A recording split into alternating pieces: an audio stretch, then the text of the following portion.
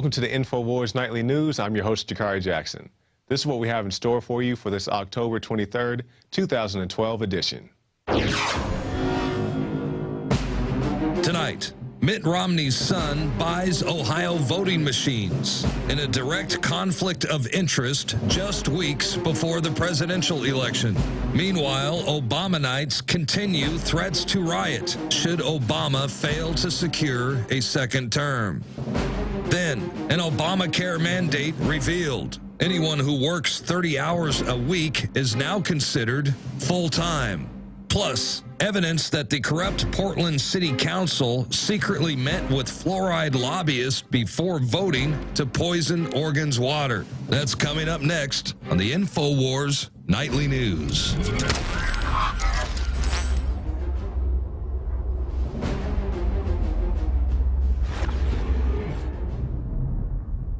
Welcome back. Top story headline: Obama supporters continue threats to riot, assassinate Romney. Now you can see we're top linked right there on Drudge. Another continuation of the stories we've been bringing you over the past few weeks. If we can get right down to the meat, to the Twitter feeds. All right, the meat and potatoes here. Why can't someone just assassinate Romney? If Romney becomes president, I swear somebody will go assassinate his behind. And these are definitely explicit content. Let's see, if Romney wins, I'm going to assassinate his. Okay, well, Romney, I'm going to effing assassinate you. And it goes on from there. Just some more of the same that we've seen over the past few weeks. Rampant threats against Romney. We've also posted some in the past of threats against Obama, and I guess those were taken seriously. But when you have someone like Mitt Romney, who's not the presidential candidate, nobody seems to care.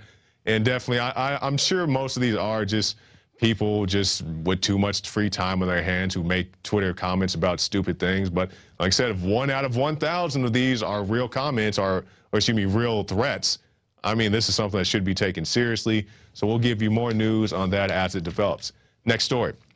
Tagg Romney investigated in Ohio electronic voting machines. Now we see here Mr. Tagg Romney, this is the son of Mitt Romney, is invested in voting machines from the Hard InterCivic that is owned by, I mean, it's just so ridiculous. Tagg Romney owns the voting machines in Ohio. This is like your mom judging a cutest baby contest.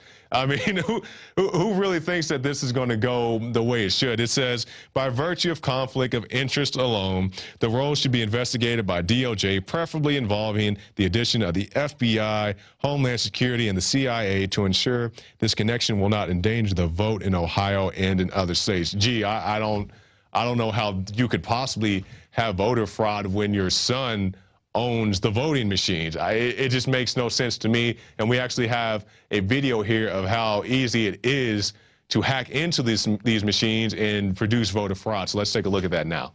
The tape shows that Benedict Arnold won the election. This result is incorrect. Malicious software stole votes from George Washington and gave them to Benedict Arnold. The voting machine was running Diebold's election software, but it was also silently running our demonstration vote-stealing software. When the election ends, the vote-stealing software can delete itself from the voting machine. No evidence remains that the machine was ever hijacked. So completely ridiculous. I mean, all these organizations, FBI, CIA, Homeland Security, all these people should really look into this. This is something that actually needs to be taken seriously. I mean, I can't believe that this is actually happening. The guy's son owns the voting machines. I mean, what else can you say about it?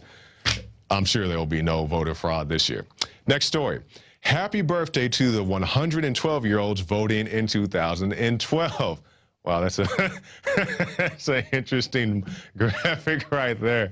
All right, let's keep rolling. All right, already almost 1,000 of them have cast their ballot in this year's election.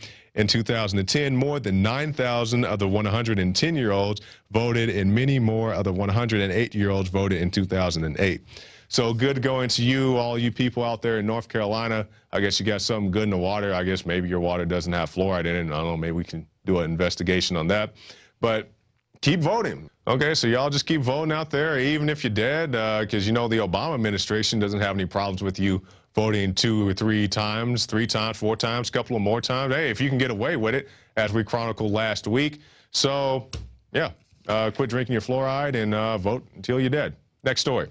Obamacare mandate. Anyone who works 30-hour weeks is now full-time. Now, on the face, you may say, hey, this is a good deal. I'm a 30-hour-a-week employee or so. Maybe you work around those many hours. And you say, hey, now I can get my full-time benefits. There is a catch-22, and let's take a look at it here. A little-known section in the Obamacare health reform law defines full-time work as averaging only 30 hours per week, a definition that will affect some employers who utilize part-time workers to trim the cost of complying with Obamacare rules that says businesses with 50 or more workers must provide health insurance or pay a fine. So we see here, okay, fine, you do get your, if this applies to you, you may get these full-time benefits, but you're not going to get your full hours. You think that every day, let's say you work a 40-hour week or so, they're not going to pay you the 30 hours at regular pay and then pay you 10 hours at, overtime. That's not going to happen. They're going to hire somebody else to work those hours that you don't work anymore. So definitely be aware of that. Obamacare is taking over. So next story. Barney Frank cries foul. Government's lawsuit against JPMorgan. Now, this is something I definitely wasn't expecting to see. Let's take a look.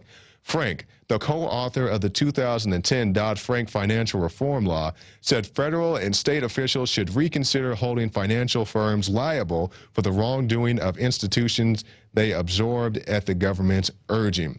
So somebody is taking it upon themselves to hold these people liable, hold these banksters accountable just like everybody else.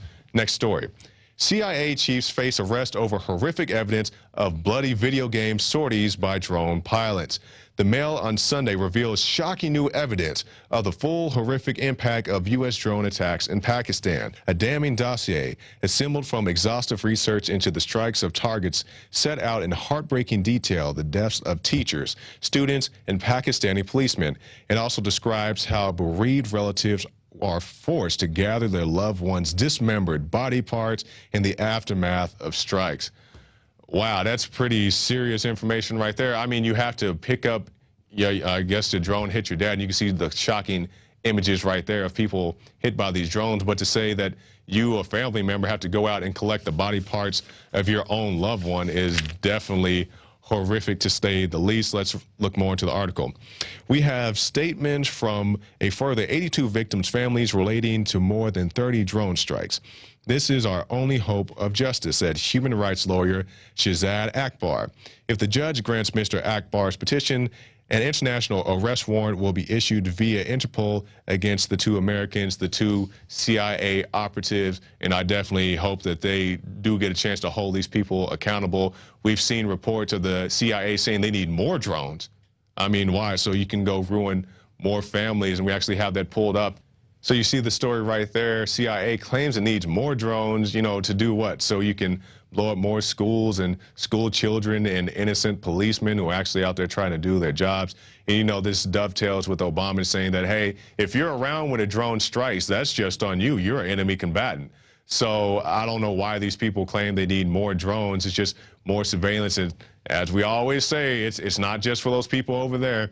These things will soon be in your neighborhood. And you say, what do you mean soon? I mean, well, your local law enforcement already has little mini drones. These big drones will be flying the U.S. skies here very shortly. So don't say we didn't tell you. So next story.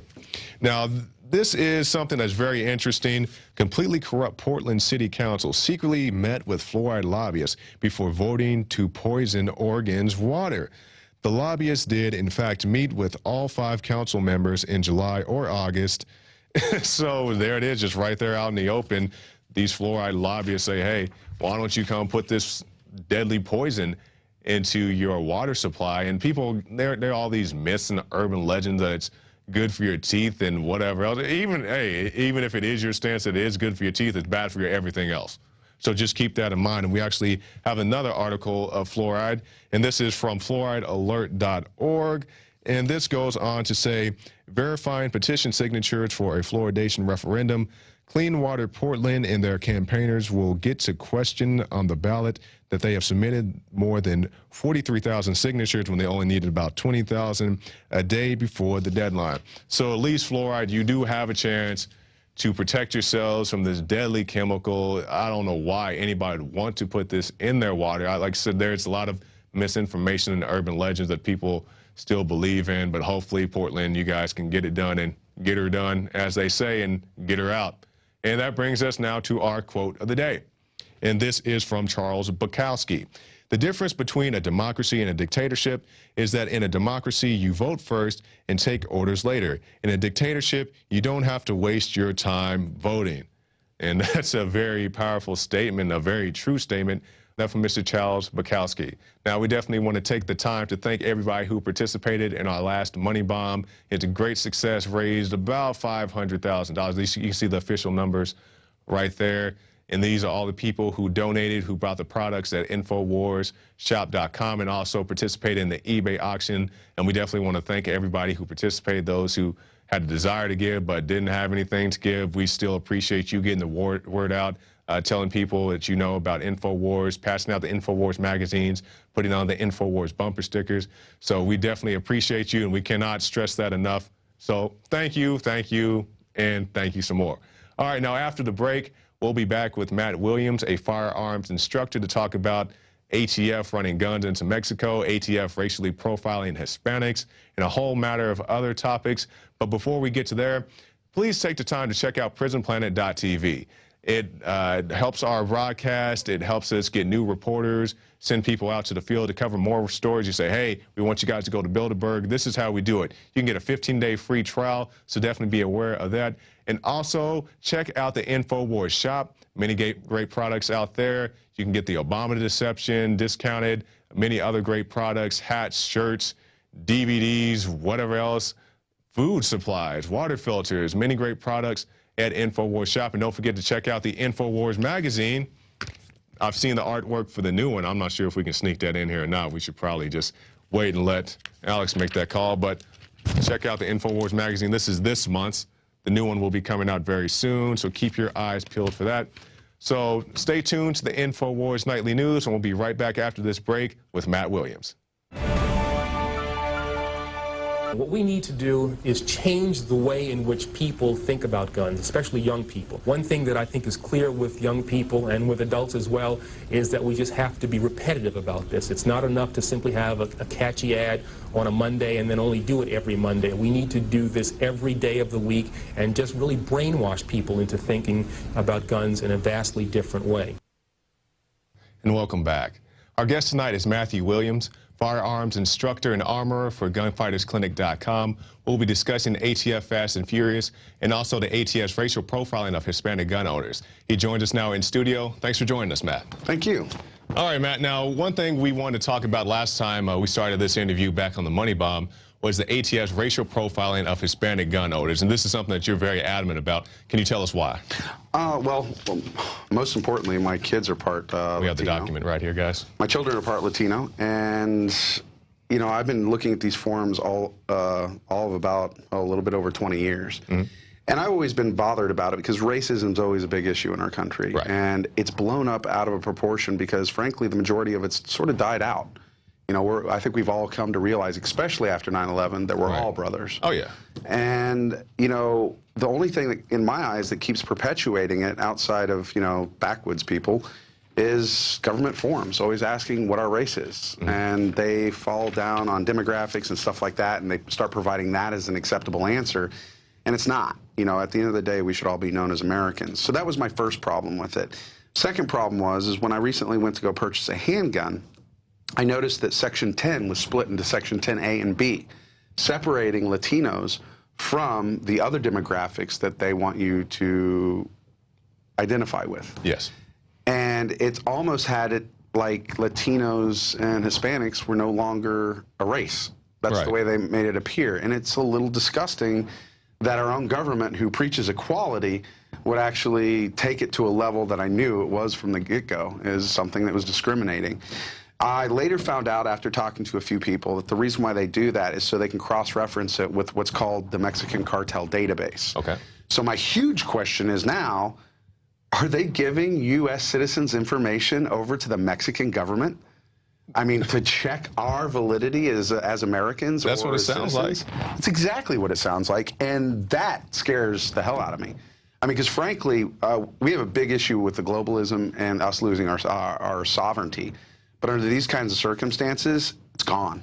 Right. It's just gone. I mean, at this point, we're providing information on our private citizens to a foreign entity.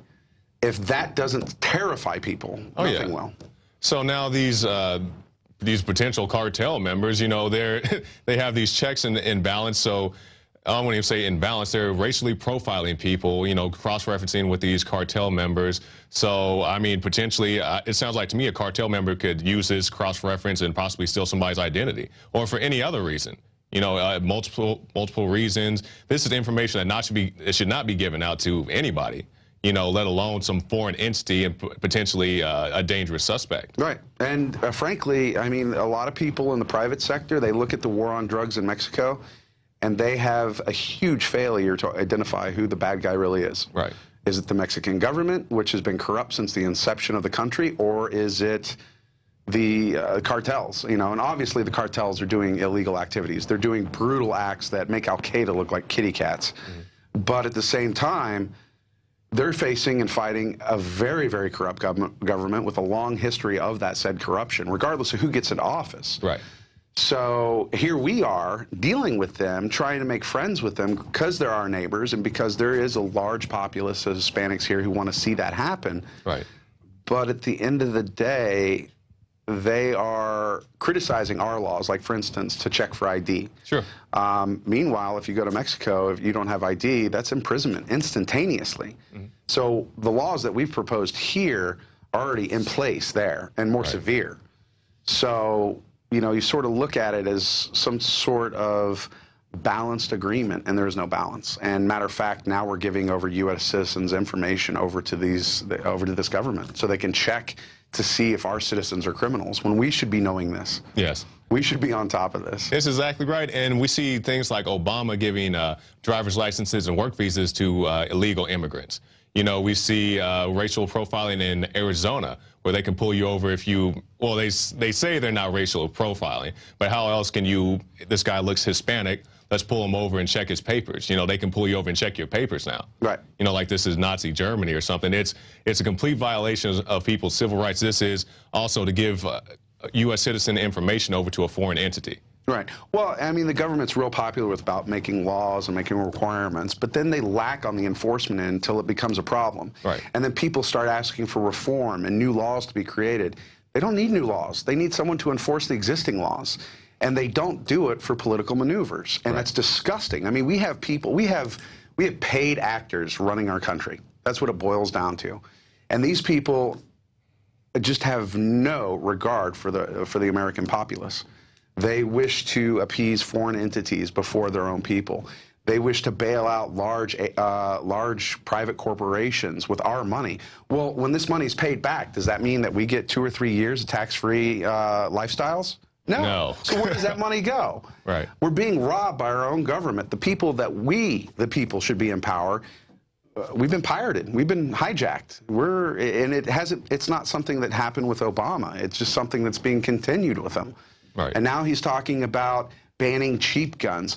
Well, for Lord's sake, you know, the government buys the very best of what money can buy. So what parameters is he defining for a cheap gun? Under $1,000? Because anything under $1,000, that's about 95% of the gun market. Right. Semi-auto? Well, semi-auto technology has boosted it to the point where a revolver is competitively a joke in comparison to a semi-auto. Semi-auto is the new mainstay. That's like saying I'd rather have a Model T over a Camaro. It's just ridiculous. Technology accelerates, so will the tools involved in technology. Definitely. The big problem is people are becoming so compliant that they're allowing the government to take these powers from them. Mm-hmm.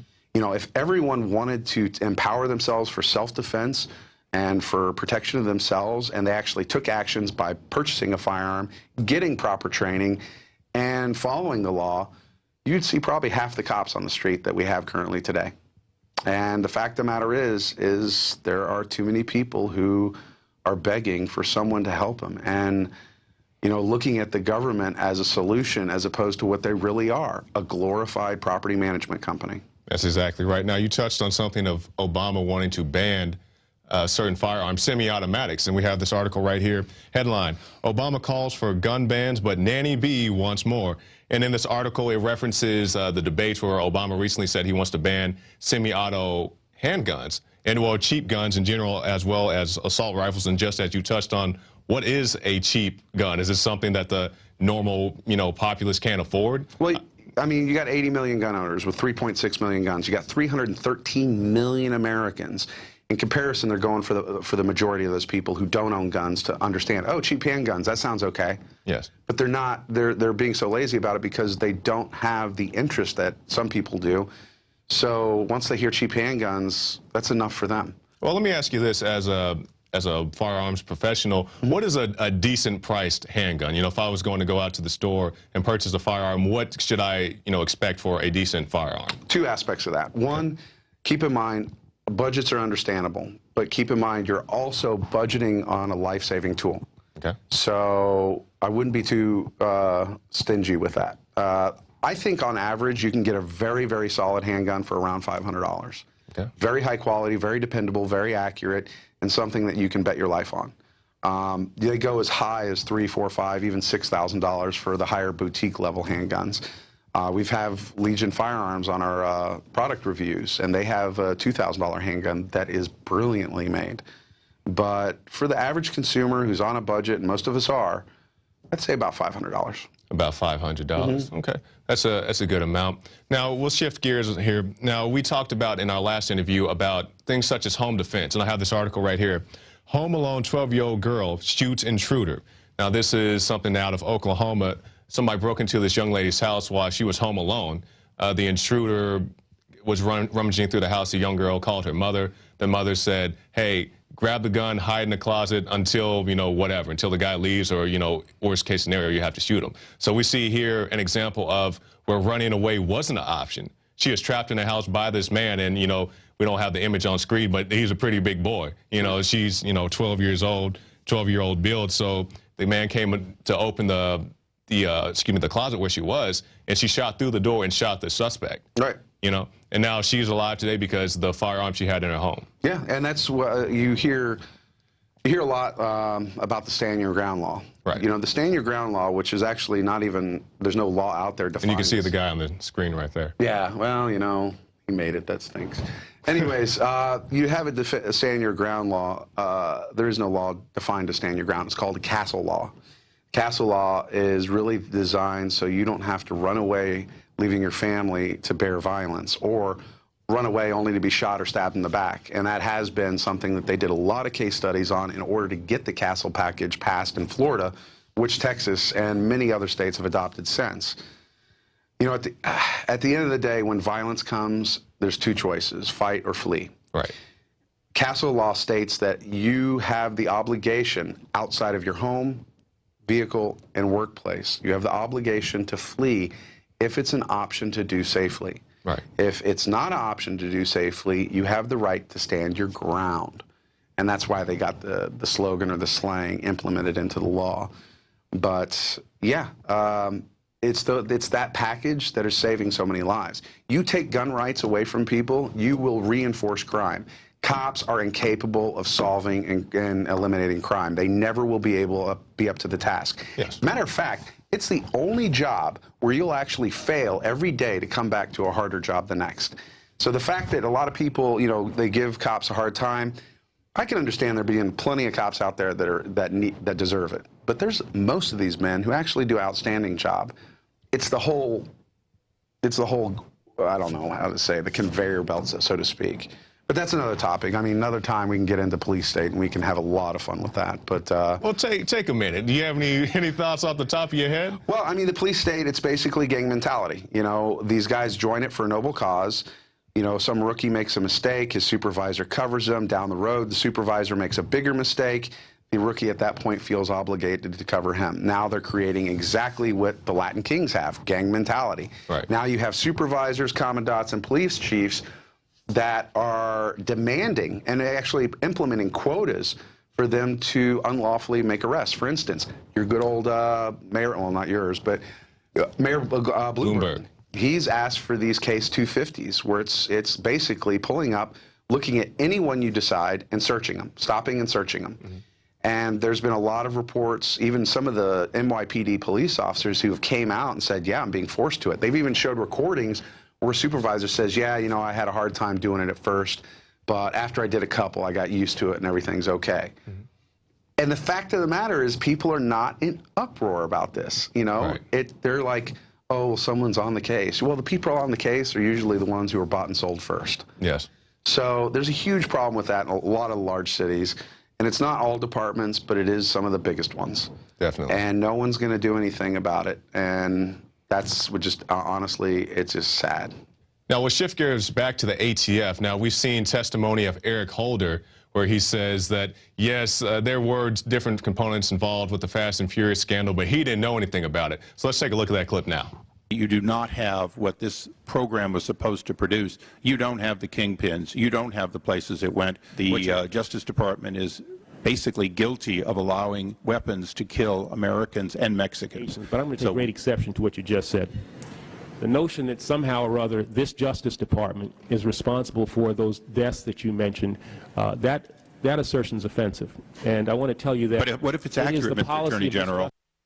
See in this clip that Eric Holder, you know, he said, yes, there were deaths, but the Justice Department wasn't involved in those deaths. You know, this is a wrongful suit, as he claims, even though the ATF ran thousands of guns into Mexico. They say these are just, you know, straw purchases from mom and pop shops. They don't sell explosives at mom and pop shops. You know, they're trying to make it seem like people just went to the pawn shop, bought a few pistols, maybe a few rifles, some shotguns, and shipped them over the border. That definitely was not the case. There were, you know, explosives, grenades, other ordnance that was found. Americans were killed, as well as many, many more Mexicans were killed in this, and nobody wants to be held accountable. Eric Holder was actually he got off pretty easy during this investigation. So, I mean, what are your thoughts about that, Matthew Williams? I got quite a bit of thoughts about that. Basically, you know, there's a lot of problems. You know, what they're doing is they're buying, say, let's say, hypothetically, that an individual with corrupt intentions goes to a firearms store here and buys a civilian version of an M4, which is basically what our soldiers are carrying currently. This is a semi-automatic weapon. Right. It blows my mind that automatically they're telling me that this is converting into full auto when it crosses the border. It's not the case. What is happening, and they're not telling you, is that currently we have the highest rated gang-affiliated soldiers in the United States Armed Forces. Right. And I can guarantee you, you can go on to these bases, talk to these guys, and with the right amount of money, get the parts necessary to convert these parts. Or these guns. Now, how simple is it to convert a semi-automatic rifle to a fully automatic? 15 minutes. For M4, it's a matter of changing out a couple pins, throwing a new trigger kit, and drop a sear in it. It's full auto. Oh, and the bolt carrier. So you're talking 15 minutes if you're half asleep. So this isn't anything it's difficult to do, something that criminal wouldn't, you know, think twice. And it's an unregistered part. It's not something that they track. It's not something that the Army tracks, and it's not something that the Army or the U.S. Marines is willing to take accountable right now. They are having enough fire going under it. And I don't want to bash them. I love our armed forces. Right. But at the same time, we have lowered the standards so low for military personnel in order to fill these stopgaps overseas that we've allowed some of the most sinister people into the military, gave them basically the training efficiently to kill another human being, and then put them back on the same streets where they came from. And in this economy, guess what they're doing for a living?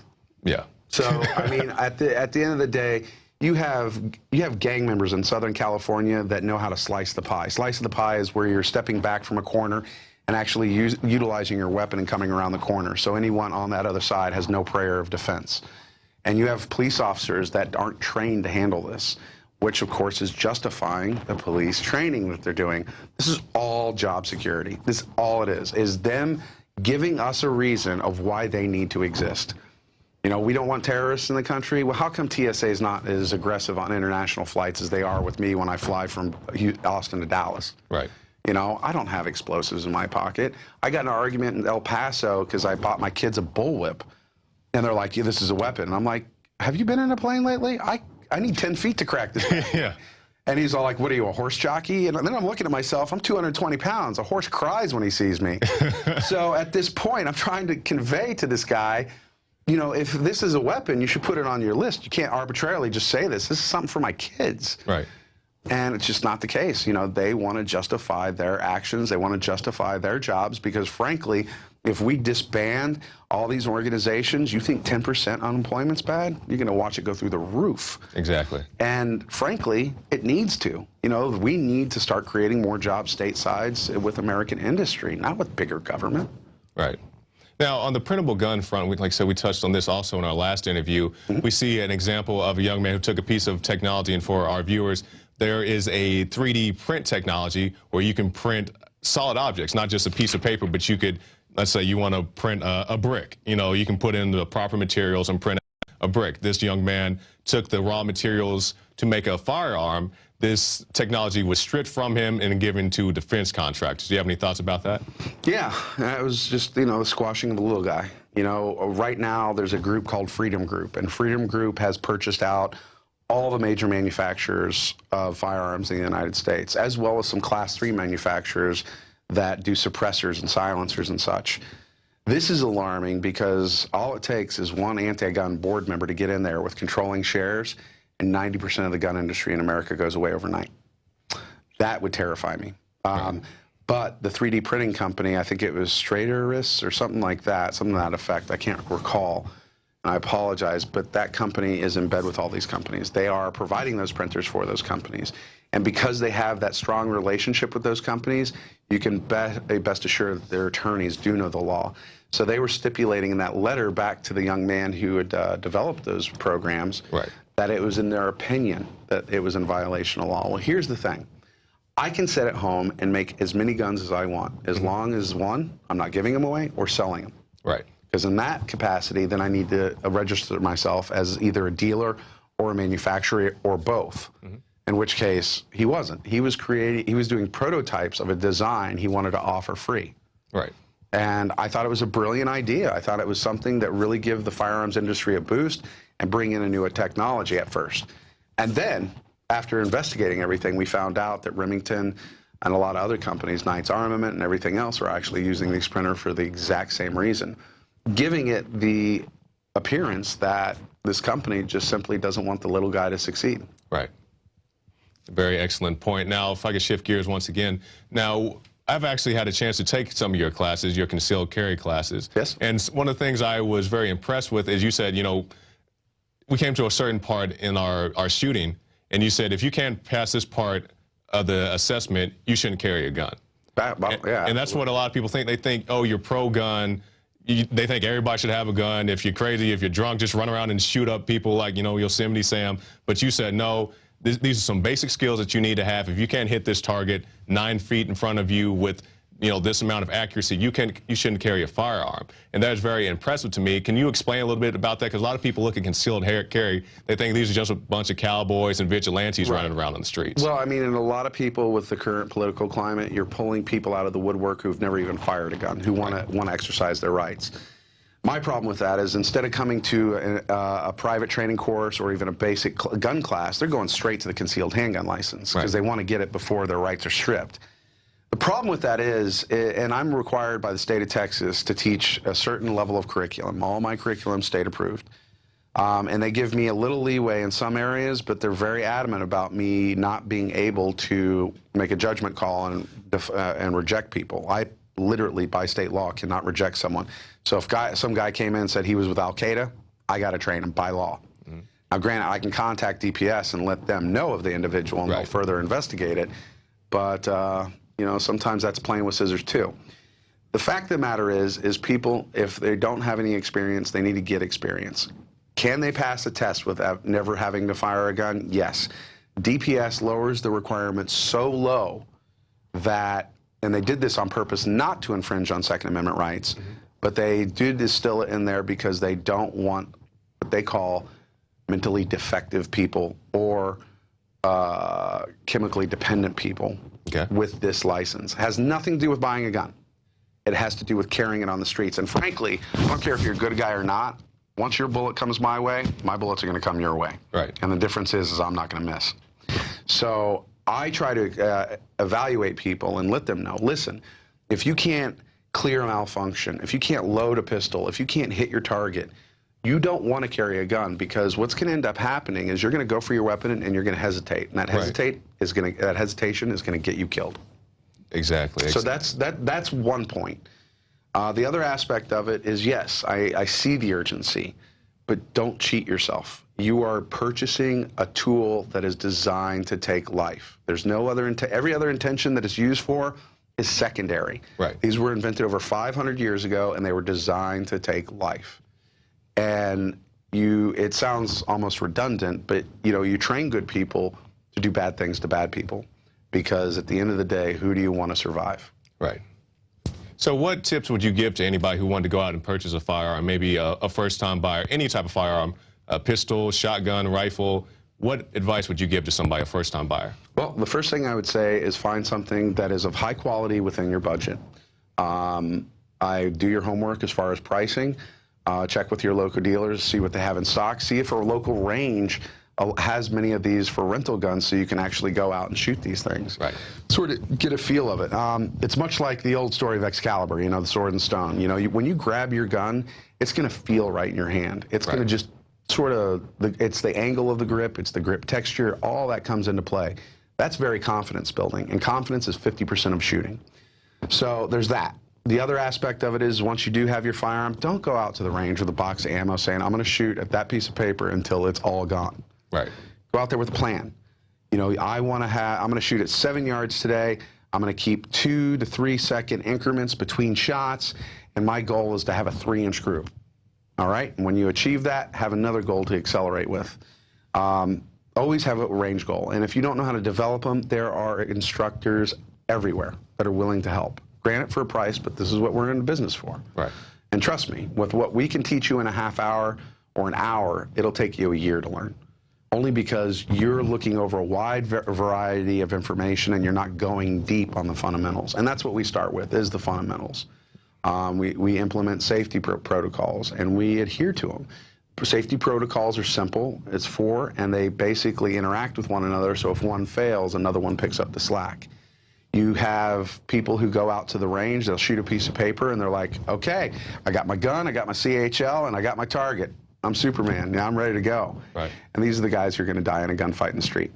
You see people in the news who survive them inside their house because, frankly, the burglar doesn't know your house. Mm-hmm. And you do. So your layout, the burglar doesn't have to field his way through your house to get a glass of milk at 4 o'clock in the morning. Right. He's trying to do it, covertly, so he doesn't get discovered. You can easily get into a gunfight in your house because it blindfolded. That's why you see these articles where people are winning. Not because they're trained, not because they have the ability, or not because they're capable, but because God is with them. And that's really what it boils down to. People need to take this more seriously. The more seriously they take it, the more resonated it will be with our politicians, and the more responsible we'll be as gun owners, and the harder it'll be to take away these rights. Now, when you see things such as the Batman shooting, for example, Cinemark doesn't allow firearms in their theater, which is their right? So okay, that's the first question. How do you feel about that, not being able to carry your pistol with you, even though you are a certified concealed carry? I think if you're going to restrain my right to defend myself, you better damn well guarantee me a level of protection that supplements it. And if you can't do that, if it happened to me and I was one of those survivors in that theater, I would be down at a courthouse with a lawyer. I would sue that theater for not implementing proper security, because usually you'll see, and in many places you'll see a movie theater that has that kind of atmosphere, but you'll have a uniformed officer there. Okay. This had none. And if so, where the hell was he? Mm-hmm. At that point, if you're going to take away my rights, you better protect me, and you better guarantee protection. Mm-hmm. Because this whole half attempt, we'll be there in 4 minutes, that is not acceptable. Exactly. 4 minutes, nightmares happen in 4 minutes. And I'm not going to bet on the mop-up crew to come in and defend my life, especially at that point, everyone's dead. At best, they have a chance of catching someone and holding them accountable for. But what does that do for me? And they have tons of murders out there that go unsolved, and to be able to say, well, guns create violence. No, mankind creates violence. Exactly. Guns are a tool to solve it, and fortunately, the majority of these guns are in the right hands. We have 80 million gun owners, 3.6 million guns, 3.6 guns per owner. And if it was a problem, it would be an epidemic of violence right now. And we're not seeing that. For the most cases, we have over 6,500 crimes a month that are prevented by gun owners. Right. And most of it's not even them shooting. Most of them just saying, hey, I'm armed. And that's enough, because most criminals, they're opportunists. But God forbid you get that one person, that one percentile, that one category that is an opportunist, that is actually a sociopath. And at that point, you're in for some real trouble. And if you're out on the streets, the odds are against you, because these are ambush predators. They got you on the drop. There's not much you can do except submit or be deceptive. But right. Frankly, if some politician who's all cozied up with his other bureaucrat buddies, and he's got, whether it be Secret Service or private protection securing his person, which, by the way, you and I don't have, no, making these laws, they're ignorant. They are not even being susceptible to the same environment we are, and they're making decisions based on our environment, and most importantly, our constitutional right that was designed to keep them in line. It's flabbergasting. Flabbergasting. All right, final thoughts, Matthew Williams. Final thoughts, we need to clean up. We need to take action. You need to get out there, write a letter to your congressman, write a letter to your legislatures. Let them know that gun rights are not optional. They are required. Limiting us to having weapons only gives them more power. You want to solidify government? Take away our rights. It'll solidify it, and then before you know it, you'll have nothing left. You know, if we don't do anything, this will end up like George Orwell's 1984. We will see changes that will rob us. And folks, we're already being harvested. It's time to stand your ground. And if you're not going to do it, no one is. And we will lose. So please take it seriously. God bless. All right, Matthew Williams, thank you for your time, sir. All right, God bless you, buddy. All right, and there's our guest for the night, Matthew Williams, and be sure to check him out, gunfightersclinic.com. He does concealed carry as well as tactical training. I'm trying to get him to get back into that. Mike Adams said he may check that out as well. But what you need to check out is prisonplanet.tv. Get yourself a free 15-day trial, a lot of great stuff on there, all the archives, nightly news, Alex Jones radio show, the rants, a lot of good stuff, ebooks, all that good stuff. And also check out the Infowars shop. There's a lot of great things that are still on sale from the past money bomb, so definitely look into that.